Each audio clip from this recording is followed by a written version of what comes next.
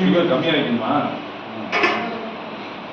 ஆமாம், அது அவரை வைக்கிறது.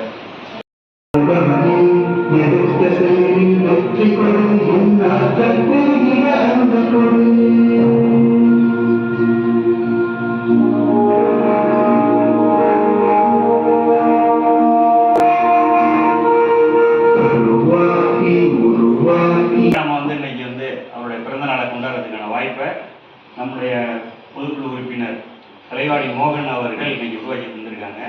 இதில் சிறப்பு விருந்தினராக நம்ம இந்த கட்டிடத்தில் உட்காந்துருக்கோம்ல, இந்த உட்காந்து அதாவது தொடர்ச்சியாக இந்த இன்பத்தை அனுபவித்துக் கொண்டிருக்கிறதுக்கு அடித்தளம் அமைத்து கொடுத்தார் நம்முடைய சேர்மனை, அதே போல் வைஸ் சேர்மனை இவங்க வந்திருக்காங்க.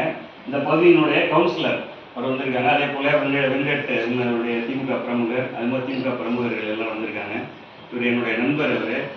அதே போல் இன்னைக்கு நம்ம ஏன் தமிழக முதல்வருடைய பிறந்த நாள் இனிப்பு குறையாமல் கொண்டாடிட்டு இருக்கோம் அப்படிங்கிறதுக்கு பல்வேறு உதாரணங்களை நம்ம சொல்லலாம். அன்றைக்கி நான் பட்டியலிட்டு எல்லாம் சொன்னேன். அதில் குறிப்பாக இன்னைக்கு இவங்க கலைவாணி மோகன் அவங்க ஒரு பெண்மணி, அரசியலில் மிளிரணும் அப்படிங்கிற பெண்மணி. அதெல்லாம் இல்லாமல் பல்வேறு பிரச்சனைகளுக்கு தானாக முன் அதை தீர்வு காணக்கூடிய பெண்மணி.